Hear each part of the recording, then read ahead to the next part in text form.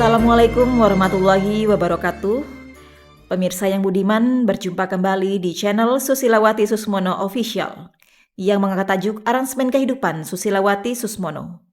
Kali ini kami akan menghadirkan narasumber Bapak Tasbir Abdullah, seorang tokoh pariwisata di daerah istimewa Yogyakarta, akan berbincang-bincang tentang perjalanan kehidupan. Selamat menyaksikan. Alhamdulillah, wasyukurillah. Selamat datang Bapak Tasbir Abdullah di Susilawati Susmono Official. Apa kabar Bapak? Oh baik, Alhamdulillah juga saya bersyukur Sehat, hari Pak. ini bisa hadir di forum yang luar biasa ini. Saya ketemu dengan Alhamdulillah, Ibu Pak, ya. Susilawati Susmono yang saya sudah dengar lama sekali. Baru ini berkesempatan. Alhamdulillah. Terima Pak, kasih. Bapak bisa sampai di sini, saya sangat berterima kasih, bersyukur diperjalankan ke sini dalam rangka untuk mengikuti podcast Aransemen Kehidupan yang berjudul dan bertopik perjalanan kehidupan Bapak. Namanya Bapak Tasbir Abdullah. Apa latar belakang Bapak mengambil topik ini, Pak? Banyak topik tapi Bapak ambil topik ini. Monggo, Pak. Jadi kata orang life is journey, hidup itu perjalanan. Ya. Ya kan? Jadi semua orang berjalan, mulai kita lahir, berproses pendidikan sampai Ya. tua. Jadi perjalanan hidup saya itu dari Aceh, Ya. Kemudian saya mulai SMA dan kuliah di Jogja. Dan itu kebetulan saya juga mendapat pendidikan dalam keluarga ini, pendidikan yang cukup bekal-bekal moralitas, keimanan itu sudah tertanam sejak dari Aceh. Kemudian saya sampai di Jogja pun, kota yang begitu terjadi pertemuan dengan masyarakat nasional yang dari semua suku ada di sini, komponen bangsa. Tapi saya tetap identity itu saya bisa pertahankan, alhamdulillah. Kemudian saya kuliah juga di kampus yang Islami ya. Saya kuliah di UI dulu. Jadi itu saya pertahankan terus nilai-nilai itu, dan sampai saya masuk ke dunia kerja, menjadi orang pemerintah, dan itu saya nyaman. Itu yang penting. Kalau kita nyaman itu nggak terpengaruh dengan godaan apapun. Betul. Karena kita sudah siap ini. Betul. Nah, yang banyak terjadi itu begitu tergoda nggak kuat. Ya. Sudah, yuk jalan dulu yuk. Ya udah, sholatnya belakangan aja lah. Ya. Nah, itu kan biasa terjadi kan. Begitu kita tinggal di daerah yang heterogen. Nah, pasti kan ada yang sholat, ada yang nggak sholat, ada yang sholat kadang-kadang itu. Nah, itu terpengaruh. Nah, alhamdulillah saya tidak lah, masih bisa bertahan. Nah, itu kita bersyukur pada Allah juga kan. Nah, itulah. Kemudian dasar perjalanan Bapak, langkah perjalanan awal. Ya. Itu modalnya ya. Iya, modalnya. Dan saya punya satu pegangan hidup saya. Pokoknya saya itu memperbanyak pergaulan, tidak menyakiti orang lain, bersikap jujur. Nah, itu saya pertahankan terus. Tertanam. Ya, saya tanamkan terus. Saya tidak bisa ketidakjujuran. Bahkan pun saya mencari teman, saya bilang, kita berteman, tapi sekali Anda tidak jujur, saya mohon maaf terpaksa kita tidak bisa. Jadi artinya tetap berteman, kalau tahu dia tidak jujur saya menjauh aja gitu. Tapi berteman tetap. Jadi saya paling tidak nyaman dengan orang yang tidak jujur, karena saya pegang prinsip itu gitu. Siapapun yang ikut saya. Nah, jadi apa Pak yang disampaikan ayah ibu Bapak tentang hal kejujuran ini kepada Bapak sampai Bapak tertanam? Yang pertama saya lihat, bapak saya itu pengusaha. Pengusaha yang sangat baik hati. Jadi di kampung saya dulu waktu saya kecil, itu yang punya mobil sedikit. Sedikit orang punya mobil. Ya. Kebetulan bapak saya itu dapat kepercayaan menjadi agen zaman dulu ya. Tahun 60-an akhir itu. Nah, karena jadi agen Unilever dikasih mobil sama Unilever. Nah, waktu itu orang sakit, orang meninggal, gak ada ambulan. Jadi bapak saya dengan ikhlas minjamkan mobil dia untuk ngantar orang sakit kemana-mana, orang meninggal. Jadi saya sebagai anak pertama takut kan. Iya. Tapi lama-lama kok sebegitu baik hati beliau. Jadi bapak saya sangat populer di kalangan. Udah pinjam mobilnya Pak Abdullah pasti dikasih. Jadi Iya. bapak saya tuh murah hati sekali gitu. Dan ibu saya juga orang yang nggak pernah marah. Terus sabar itu. Itu mungkin dasar. Jadi pendidikan itu ya kejujuran, baik hati. Jadi itu modal. Tapi kan perjalanan ini kan setelah kita bertemu dengan orang lain, apalagi kita ke Jawa kan. Iya. Tapi alhamdulillah saya tetap mempertahankan pendidikan awal itu ya. Gitu ya Pak. Ya begitu. Nah, kita kan sekarang kesulitan Pak di dalam kehidupan ini karena tidak tertanam itu mungkin ya Pak ya. Salah satunya Pak ya. Kalau pohon kelapa disemai, kentosnya tidak menembus batok dan tidak ditanam kan tumbuhnya liar, tidak karuan kan Pak. Tidak lurus kelapa itu kalau tidak ditanam ke dalam bumi itu kan. Tidak tertanam ya Pak ya. Salah satu kejujuran tadi, baik hati tadi. Tapi itu memang sangat tergantung kepada orangnya. Jadi pendidikan awal oke, tapi begitu kita keluar rumah, yang namanya godaan itu kan satu keluar dari pintu rumah sudah. Begitu kita ketemu sama komunitas lain sudah macam-macam kan. Iya. Tapi kalau kita tidak kuat, tidak konsisten dengan itu, ya itu yang banyak. Pak, saya ini mau menyampaikan tentang kejujuran diri. Saya dibekali ibu saya di saat saya akil balik usia 12 tahun. Ada amalannya kejujuran diri itu sebenarnya. Tidak boleh dilupakan sedikit pun amalan itu. Maksudnya ada doanya yang ditanamkan. Tapi dari mulai kita memikul beban. Nah, dari sejak 12 tahun usia itu.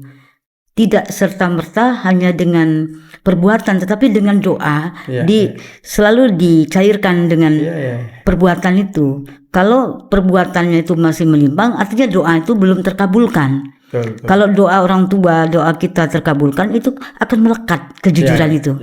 Bagaimana Pak? Ya, saya juga yakin itu. Yakin ya Pak ya. Jadi saya pernah awal-awal saya ke Jogja itu 10 tahun saya nggak ketemu ibu. 10 tahun sama saya nggak ketemu. Jadi kalau kangen telepon aja. Dan beliau kalau telepon saya cuma satu, jangan tinggalkan sholat, doa, itu aja. Nggak pernah ngomong yang lain, itu aja. Terus konsisten. Jadi memang doa ibu, saya yakin sekali itu. Ya, doa ibu. Ibu itu pegangan kita. Tapi kan ada juga yang yang sudah didoakan juga mungkin masih nggak mempan. Ya itulah kehidupan. Jadi doa itu juga dia akan mustajab di doa di mulut atau bibir ataupun lisan orang yang juga memang kejujurannya sudah tertanam juga. Betul. Jadi kan itu kan intinya kalau berdoa juga dari orang yang jujur juga akan melahirkan kejujuran lagi gitu kan. Anak cucunya gitu loh. Tapi itu justru di situ nanti kita dalam perjalanan kehidupan nanti saya akan cerita bagaimana bencana itu terjadi, bencana dalam kehidupan dalam kehidupan ini. Pada step berikutnya nanti saya akan cerita bagaimana orang yang tidak bisa menjaga mulutnya ini, kejujuran mulutnya ini, sehingga dia nanti mendapat ancaman yang Allah benci, ya kan? Karena memang Allah membenci orang-orang yang tidak melakukan apa yang dia katakan. Betul sekali. Jadi itu yang banyak terjadi dalam proses kehidupan. Bangunan akan roboh ya Pak kalau tidak jujur ya Pak ya. Bangunan akan roboh ya Pak ya. Itu janji Allah loh Pak ya, bukan manusia ya Pak ya. Janji Allah bangunan akan roboh kalau dia melakukan sesuatu yang tidak konsisten apa yang dia lakukan itu dengan ucapannya ya Pak ya. Yang kita sedih, ada orang yang sudah terbukti tidak jujur, ya kok masih senyum-senyum itu. Tidak ada rasa malu. Nuraninya sudah membantu. Ada kan? Ya. Pak Tasbir, dalam aransemen kehidupan ini, kan konsep yang saya sampaikan ini, ada yang namanya alas. Alasnya itu kan jiwa kita dibangun dari 2 pertemuan. Sperma dengan sel telur, sehingga jadilah jiwa 4 bulan itu, lalu ada ruh. Baru ada pendengaran, penglihatan, hati dan akal pikiran kita. Tetapi orang mendominasi akal misalnya. Padahal kan jiwanya ditanam dulu kan. Dan panjang menanamnya. Nah, apakah hal ini tidak menjadi pendidikan karakter khusus yang harusnya ditanam dalam bangsa kita, Pak? Karena awalnya kan membangun jiwa baru raga atau badannya. Bagaimana menurut pandangan Bapak? Kejujuran, kita membahas korelasi dengan kejujuran. Ya, memang idealnya begitu. Ya, idealnya. Tapi saya tidak melihat kalau kita mau meng-compare ya dengan bangsa lain ya. Misalnya mungkin Jepang, mungkin Korea, mereka ada satu karakter mereka utamakan. Jiwa tadi tertanam kan? Tertanam. Tapi kalau di kita tidak semua orang tua itu punya komitmen yang tinggi di bidang karakter. Banyak juga orang tua yang nggak peduli. Sudah, yang penting anak minta apa aja dikasih. Atau kebutuhan hidupnya dipenuhin. Soal karakter tidak dipentingkan. Itu masih ada. Nah, kalau di negara lain mungkin dia mengutamakan karakter. Bapak banyak ya, keliling-keliling ya Bapak ya. Oh, sudah puluhan negara saya sudah. Bapak kan di pariwisata. Itu sudah. Banyak berkeliling dunia ya. Membandingkan, saya melihat bagaimana memetik hikmah dari situ. Sekali waktu saya di Jepang, saya melihat ada bagaimana guru itu memberi instruksi kepada anak muridnya, semua tenang, nggak ada yang disambi main HP, nggak ada yang ribut. Jadi wibawa guru tinggi, sopan santun anak tinggi. Nah, kita bermimpi di sekolah-sekolah di kita bisa. Makanya salah satu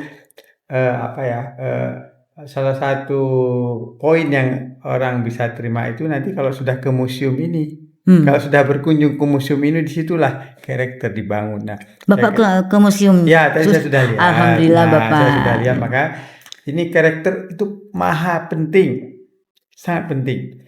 Kalau karakter itu kan national identity. Ini cerita ya. Sekali waktu ada penulis orang Australia.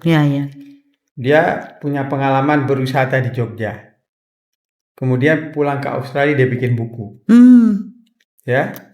Di dalam buku itu dia tulis. Apa Pak? Dia tulis dalam buku itu. Pada buku itu menjadi guidebook kepada banyak turis-turis. Hati-hati. Kalau Anda meminjamkan sesuatu kepada orang Jogja, biasanya tidak dikembalikan. Astagfirullah. Jadi pengalaman dia minjamkan sesuatu kepada orang Jogja, tidak dikembalikan, dia tulis, dan itu kan abadi itu, ya. Saya punya guidebooknya, diterbitkan di Australia. Itu kan hanya kasuistis sebetulnya, tapi di otaknya si Australia ini dikira itu karakter bangsa kita. Bagaimana malunya kita, bagaimana mengkoreksi itu sudah menjadi sekian lama ya Pak ya. Jadi itu terjadi. Jadi kita tidak bisa membiarkan itu. Salah satu contoh.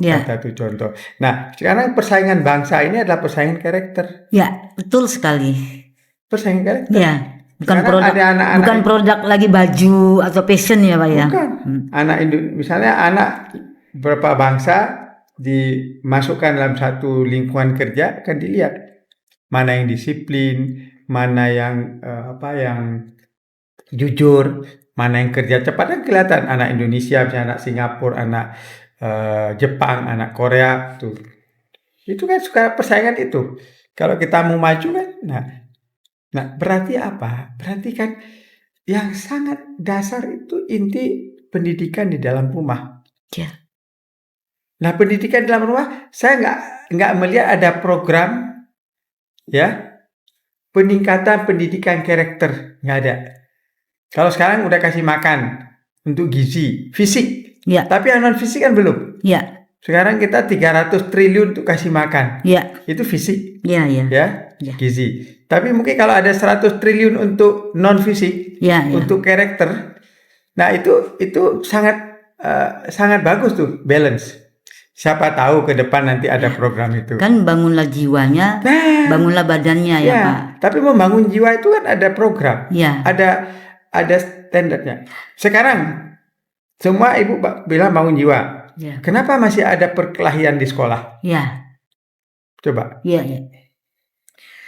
Ya, pendidikan karakter yang saya bangun dari 2011, tapi prosesnya 1999. Ya. Saya lalu SK itu ada 2019 karena memang belum ada tadinya. Ya. Nomor 1 kita di bawah naungan dari Kemenak ya.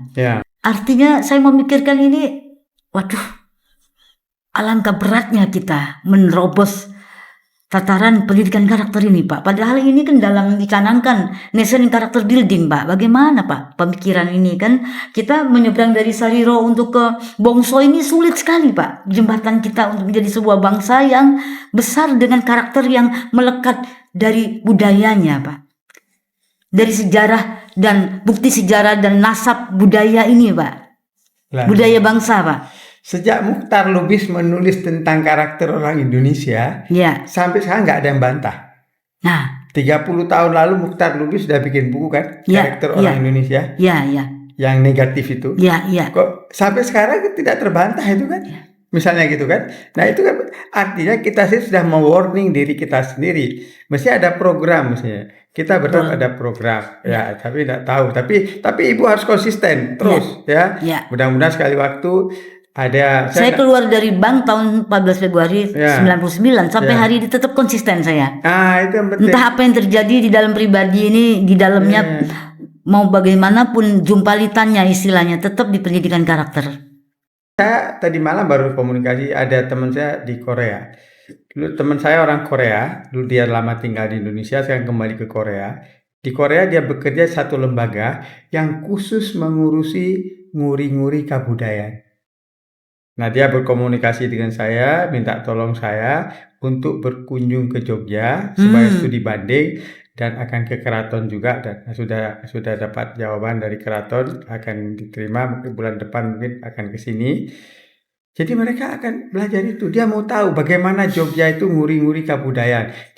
Nanti kita akan di SMP dan SMA ada itu. Jadi artinya si Korea itu pun negara yang begitu maju, itu tetap karakter itu dia nomor 1 kan? Betul sekali. Ya. Nah, di kita agak kurang ya. Jangan sampai mengecewakan mereka, Pak, nanti, Pak. Makanya. Hamemayu Hayuning Bawono itu kalau tidak Sariro bagaimana, Pak Jiwo?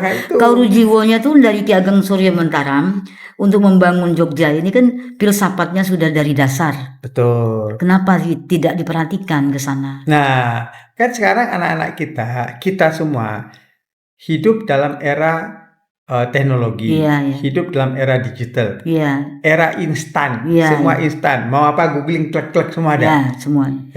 Tapi yang sesuatu yang tidak instan itu, sesuatu yang membentuk karakter itu nggak bisa didapat di situ, ya kan? Pak, bicara waktu, Pak, ruang dan waktu, otomatis membuat awal pembentukan dari jiwa dua orang tua tadi kan kita, titisan yang menitis kepada anak. Kan anak tuh lahir tidak kehendak dia kan. Betul. Berarti kan karakter ayah ibu ini kan menitis ke sini. Bagaimana ini kalau kita tidak tanamkan karakter ini? Sedangkan dia kan tidak punya kehendak, Pak, lahir itu, Pak. Nah, tapi punya kehendak akhirnya bagaimana ini artinya kan? Bagaimana menurut pandangan Bapak? Tidak ada kehendak tapi berkehendak, bagaimana, Pak? Ya, itu kan kita semua ada begini, kita kan hidup ini, semua orang kita lahir tidak punya kehendak. Kehidupan itu kan kehendak Allah.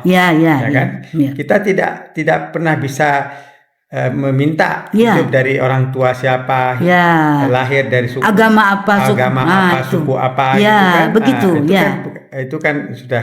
Jadi yang penting menurut saya, kalau saya kan karena orang Muslim saya bersyukur dulu. Bersyukur hidup dalam keluarga Muslim. Dan saya sudah rasa syukur di situ dulu. Jadi tidak perlu mencari-cari lagi. Sudah merasa pas. Yang kan? Di agama apapun, lahir di rahim manapun, bersyukur dulu intinya. Bersyukur dulu. Satu. Setelah kemudian, kita bersyukur atas kelahiran itu, kita bersyukur juga, ini pribadi karena orang tua saya membuat saya nyaman, tidak ada beban lah, tidak ada memaksakan sesuatu kepada anaknya, tapi cukup memberi nasihat, contoh-contoh yang membentuk karakter anaknya. Ya, ya. Sehingga saya terbentuk menjadi salah satu orang yang relatif. Loh Bapak, nenek saja, ayah, ibu memberi contoh nyata teladan sebagai seorang yang berhasil, misalnya sebagai seorang profesor di universitas, guru besar. Terus Bapak menitislah dengan sendirinya ya. Kakek saya profesor, mertua saya juga profesor. Ya begitulah Pak. Ya, artinya orang kampus. Nah, ini tertanam masa dari keluarga pendidikan kok kalau saya berbuat sesuatu yang melanggar hukum, bagaimana malunya keturunan ini. Nah, itu ditanamkan terus, cekoi terus. Nah, itu yang kadang-kadang anak-anak sekarang kurang mencekoi itu, memasukkan ke situ, ya kan? Nah, kalau itu dia cekoi terus, dia sudah ada daya tahannya muncul gitu. Setuju Pak. Ya. Setuju sekali. Kalau tidak di dalam sistem kita ditanam yang ditanam, sulit loh Pak. Sulit Pak. Karena pada usia tertentu kita tidak bisa lagi nyalahkan orang tua. Ya. Orang tua itu ada batasnya. Betul. Batas kita belum sekolah mungkin oke. Begitu kita udah usia sekolah, sudah berinteraksi dengan orang lain, itu kan kekuatan orang tua udah berkurang. Betul sekali. Karena dia berinteraksi dengan manusia lain, ya kan? Nah, ini tapi kalau dari dalam udah kuat, ya kan? Ini sudah aman. Ya. Nah, kadang-kadang yang goyah itu karena belum begitu kuat, begitu berinteraksi sama orang lain dia goyah. Nah, itu sering terjadi gitu. Kembali kita ke perjalanan kehidupan Bapak. Ya. Ini dari akar, dari kakek nenek moyang, ayah ibu semua di sini Batang ini kan Bapak sudah punya buah sendiri, punya anak, punya cucu ya Pak. Ya. Nah, perjalanan Bapak untuk menempat tadi anak cucu tadi ditanamnya itu kan ada perawatan lagi, yang buah di sini ditanam lagi di sini kan, jadi akar lagi kan. Ya, betul. Nah, itu terus menerus Pak ya. Iya, terus menerus. Ya, berkelanjutan. Nah, dengan adanya kelanjutan tadi, kita kan nama baiknya terus ditanam artinya di situ ya. Ya, jadi saya juga mengatakan sama anak-anak saya tahu. Jadi sebagai contoh aja, anak saya itu waktu saya kan di pemerintahan, mendapat fasilitas lah. Ada mobil dinas, ada ini. Saya bilang tidak boleh menggunakan mobil dinas untuk kepentingan pribadi tanpa ada saya. Jadi kalau pergi bersama saya. Jadi kalau dia pakai itu saya tidak boleh kan. Nah, jangan, ini punya kantor, bukan punya kita. Itu kata-kata saya itu. Jadi alhamdulillah ini anak-anak itu dengan itu dia akan tahu mana yang boleh, mana yang tidak boleh. Tapi kan kadang-kadang orang sampai segitu kan. Mungkin ini agak jarang-jarang orang begitulah. Karena dulu ada seseorang dulu yang guru saya. Dulu ada Profesor Teguh Yakub, mantan rektor UGM. Itu orang yang sangat jujur. Sangat jujur. Termasuk itu, tidak boleh menipu sedikit pun. Tidak, itu kan boleh orang. Tidak boleh menipu sedikit pun, tidak boleh fasilitas kantor tidak boleh dipakai oleh keluarga. Sangat tertib orangnya. Bapak masih sempat menyaksikan itu ya? Oh ya, perbuatan nyata. Iya, saya sering ketemu beliau dulu.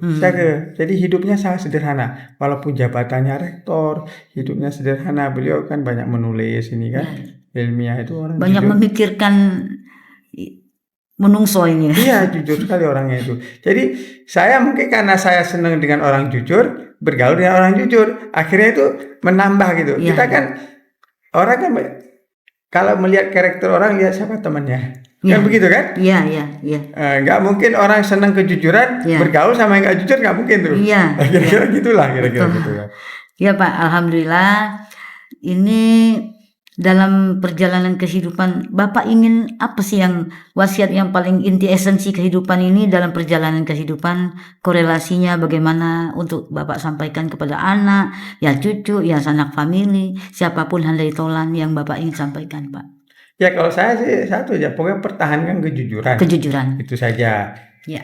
Kemudian kalau dikaitkan dengan keprihatinan kita sekarang, banyak orang yang diberi kepercayaan, diberi amanah oleh masyarakat, ya mungkin dia di eksekutif, legislatif, yudikatif, itu sebelum memegang amanah bersumpah, saya tidak akan.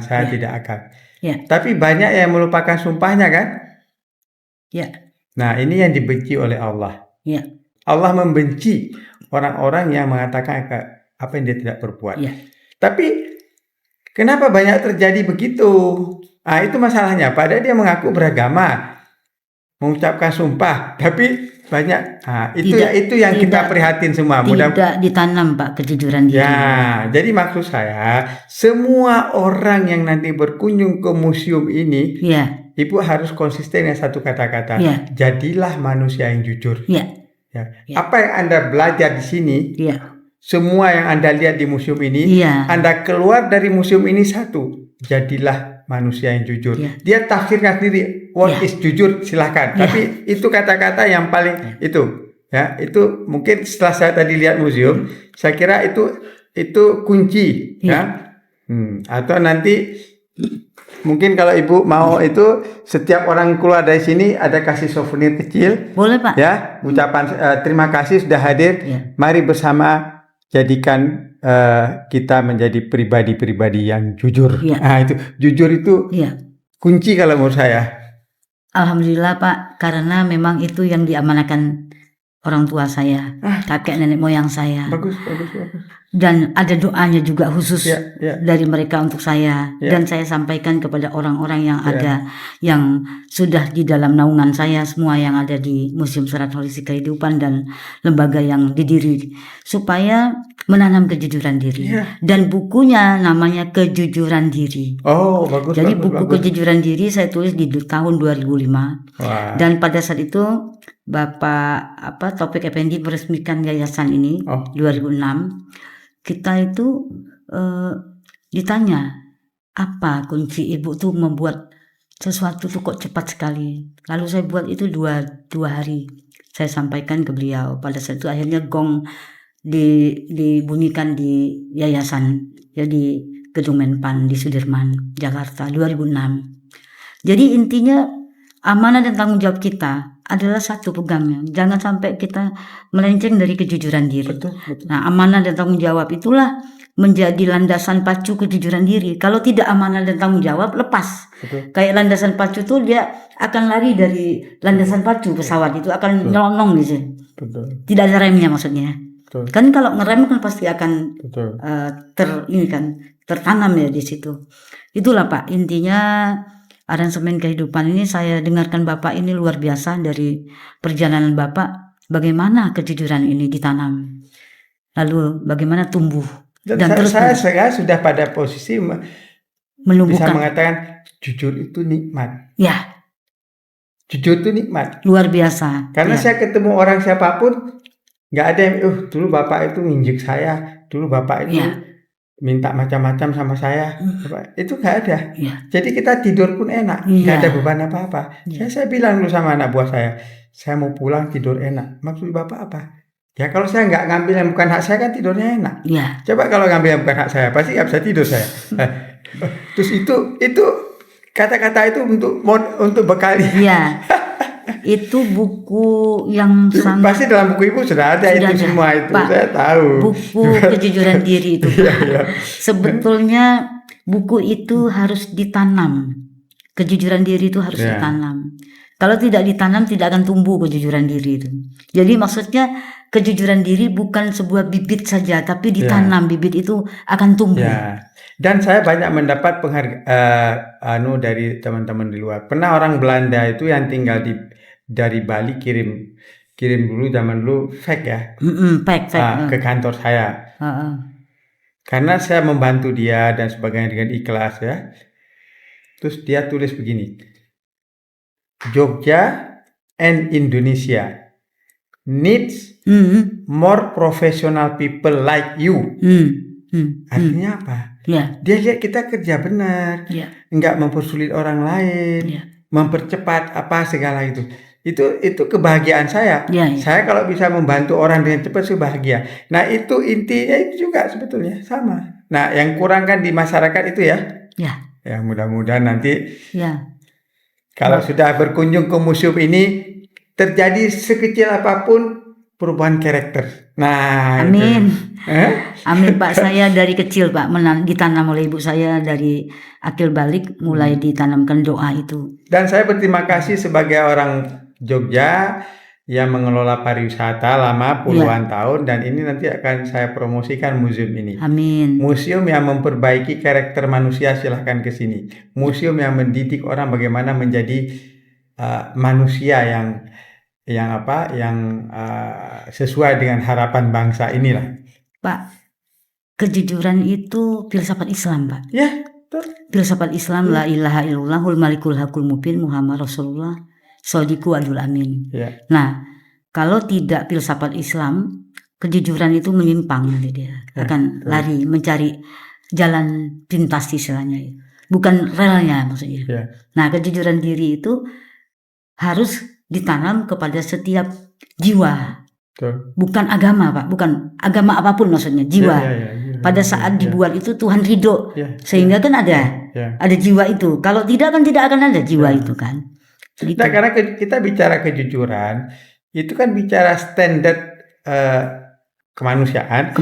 Dan semua agama pasti mengajar kejujuran. Iya, itu maksudnya itu. Iya. Ya kan? Ya. Dan Indonesia itu adalah negara beragama. Iya. Jadi kita tidak bicara yang orang nggak punya agama ya. Iya. Jadi semua agama kejujuran. Iya. Mengajar kejujuran. Karena kan punya tadi jiwa tadi kan harus jujur. Itu. Iya. Iya. Iya. Apalagi kalau Islam jelas lagi. Iya. Tentu. Pak, ini ada aransemen kehidupan Pak. Saya ada Mas Idris Sardi, ada Mas Hendri Lamiri, Mas Ega Liong yang blackout, ada Mas Nugra ya, ada akustik ya. Bapak sudah mendengar lagu apa Pak? Bisa kita dengarkan dulu, lalu kita closingnya apa yang ingin disampaikan dari lagu itu? Pesan-pesan aransemen kehidupan. Ada aransemen siapa yang Bapak ingin dengarkan? Itu aja yang pilihkan. Oh, saya. Kalau saya nanti yang masterpiece saya jadi suara saya. Saya justru mau dengar dari Ibu. Saya lihat tadi banyak sekali di bawah. Nah, justru sekarang yang masterpiece Ibu, yang lagu aslinya saya disampaikan oleh Ibu sendiri. Nah, ini poin buat saya. Suara saya sendiri. Tadi saya tanya berkali-kali. Soalnya Ibu nyanyi juga rupanya. Ya, karena bagaimanapun saya membuat lagu itu harus menyampaikan kejujuran diri, Pak. Saya masa nyuruh artis melulu, Pak. Intinya ada aslinya Pak. Yang asli saya mau yang asli. Yang asli, ya jujur aja Pak, malu Pak, bukan penyanyi Pak. Tapi apa adanya, jujur saya. Ini yang dinilai bukan suara. Makanya itu Pak, maksudnya kejujurannya Pak. Ya, kita bukan penyanyi. Bukan, ya itu maksud saya. Jadi bukan untuk dibandingkan. Bukan Pak, malu saya kalau dibanding Pak. Originalitasnya inilah. Iya, betul sekali. Kita bersyukur sama Allah. Nah itu Pak, jadi ada 38 lagu yang saya Ibu pilih. Ibu pilihkan tuh saya. Oh gitu. Nah, apa yang menurut Ibu saya cocok ini? Ya, kalau dari perjalanan kehidupan memang sangat panjang ya Bapak. Usia berapa maaf? Saya usia sudah 67. 67, saya 59. Okay. Baru 59 kemarin gitu. Saya 7 tahun pensiun. Pak Susmono meninggal pas 66. Pak Bapak 67 itu Pak Susmono nanti 24 Oktober 67 ulang tahun museum. Karena saya sematkan ulang tahun museum dengan ulang tahun beliau. 24 Oktober museum 2020, Susmono itu 24 Oktober 1958. Jadi dia 67 nanti. Jadi 1 tahun pas setelah meninggal. Ada 38 lagu masterpiece dan banyak sekali yang artis yang master dasar ini. Ada lagi yang belum diupload, Kembang.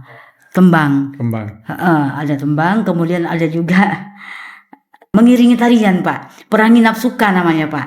Jadi master saya belum saya taruh di situ karena saya mikirnya penarinya tuh harus kolosal Pak. Kalau tidak kolosal itu minimal 17 itu dia berganti-ganti 17, nanti 17 lagi piramid dan V. Jadi kalau dia piramid itu jadi V, nanti ada lagi mengikuti lagi piramid lagi V lagi 17 orang. Nah 17 itu ya makna penuh simbolis 17 kan. Ya 17 Agustus kita merdeka lah. Bangun jiwanya, bangun badannya lah kan gitu kan. Banyak simbolnya tuh. Perangi nafsuka Pak. Jadi nafsu itu bukan di luar, nafsu itu kan di dalam diri Pak. Nah kalau tidak diperangi menjadi klimaks kejujuran, nggak mungkin bisa berhasil Pak. Ya kejujuran itu kan intinya adalah kemampuan menahan diri. Betul. Nah, itulah 17 tadi menahan diri ada di dalamnya. Ya. Salah satunya kayak tanggul Katulampa misalnya, menahan air, dijebol, banjir kan Pak. Betul. Kira-kira kan begitu Pak. Jadi daya tahan kita untuk menahan. Ya itu. Ya. Daya tahan kita untuk siap menghadapi tantangan semuanya. Supaya kita tetap mampu kan menahan itu kan kira-kira. Kira-kira begitu ya Pak ya. Dari 38 lagu ini, kalau kita punya kejujuran, kita akan saling mengasihi. Betul. Kita tidak mengambil hak orang lain. Betul. Kalau kita kejujuran, kita akan mengasihi binatang, alam, bawono, semuanya. Semua. Kalau kita tidak jujur, kita akan menginjak-injak mereka. Betul. Yang kecil-kecil ya, semut salah satunya. Betul. Yang kecil yang kita injak gitu loh. Itu makhluk Allah semua itu. Semua. Jadi setiap makhluk itu kan ada ruhnya. Ya. Nah, saling mengasihi bagaimana kita itu tidak menginjak siapapun. Betul. Nah, bumi dipijak, langit dijunjung, tapi intinya lagu ini, bumi dipijak, langit dijunjung. Saat dalam rahim, ini kita udah menginjak-injak bumi ibu kita, maksudnya ibu 3 kali itu, makanya balasan juga ibu baru ayah. Maksudnya mengapa langit dijunjung tuh 1 kali kok buminya 3 kali? Betul. Ini bagus ini. Jadi karena kita supaya melesat Pak, supaya kita melejit ke take off ke atas Pak. Jangan kita kalau landing pasti kan dari sulbi ke rahim, dari ayah mani itu kan ke rahim. Nah kalau menang namanya kan 11 bintang jadi satu yang siro yang menang. Nah kalau tidak ada sironya kan tidak menang, tidak akan jujur. Karena yang jujur tadi pemimpinnya itu Tuhan Pak. Gak ada yang lain Pak. Nah inilah yang mungkin harus kita capai Pak di bangsa ini Pak. Pemimpinnya itu Tuhan Pak, maksudnya gitu loh Pak. Mungkin agak sedikit klise ya Pak ya. Tapi saya menggambarkan kalau pemimpinnya itu Tuhan pasti jujur kan Pak. Nah, sekarang tidak ada orang Indonesia yang kita tanya apa, artinya semua orang Indonesia mengaku bertuhan, punya Tuhan. Ya sudah, ikuti aja apa perintahnya kan. Betul sekali. Ya itu Pak. Jadi saling mengasihi ini saya ingin, burung pun ya integritas. Mengapa manusia tidak? Maksudnya gitu loh. Sedangkan manusia itu kan diberikan kelebihan yang banyak sekali oleh Tuhan itu sendiri. Nah, itulah salah satunya Pak. Ya, kita dengarkan. Luar biasa ini saya dapat ilmu ini. Saling mengasihi. Yang ada aransemen Mas Idris, tapi ini master saya Pak, maaf. Apa adanya. Boleh. Saya dengan senang hati.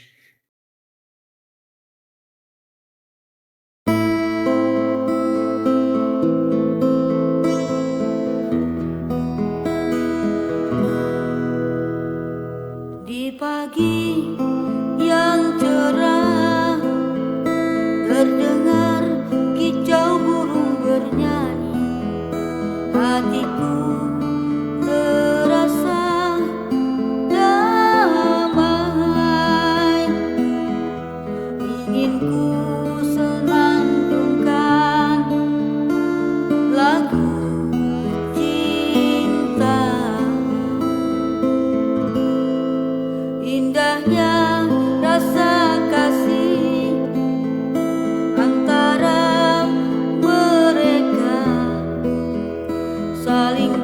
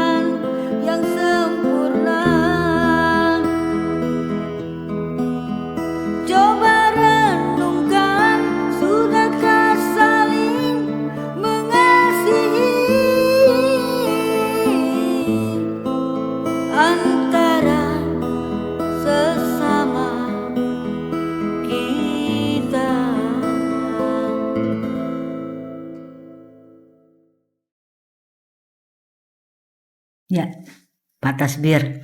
Setelah mendengarkan lagu Saling Mengasihi Masterpiece ini yang di aransemen Mas Idris, tapi hari ini Pak Tasbir mintanya lagu Masterpiece yang saya sendiri yang membawanya, namanya Masterpiece kan, dengan jujur kan, harus saya sendiri gitu. Ya begitu Pak. Jadi mohon Pak closingnya Pak, sampaikan Pak terhadap lagu tadi juga, silakan Pak, tentang perjalanan kehidupan. Jadi closing saya bahwa setelah mendengar lagu tadi yang dinyanyikan sendiri oleh Ibu Susilawati Susmono, dan saya ini mendapat kehormatan nih mendengar suara langsung dari Ibu ya. Jadi saya kira lagu itu memang lagu yang memberi bekal kepada kehidupan.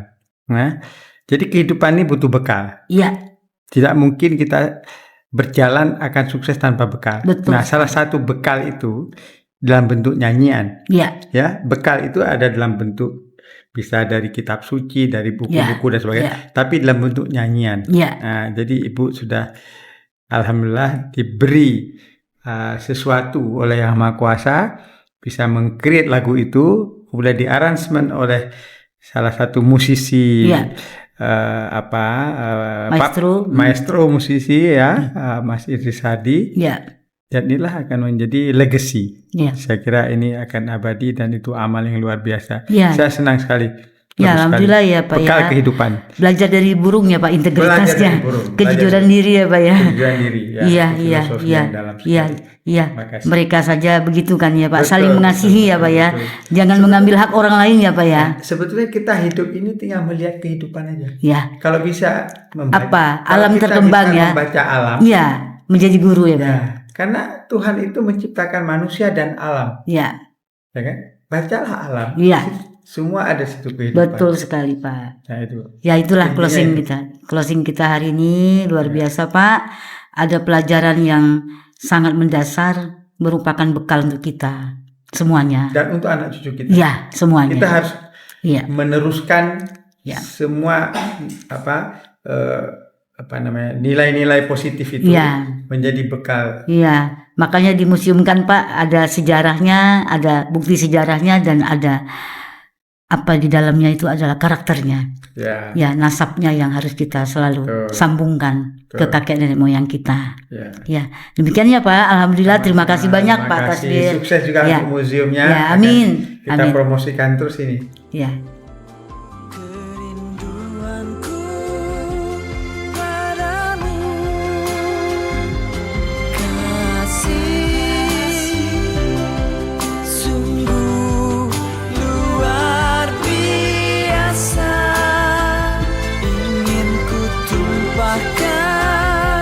Segala persoalan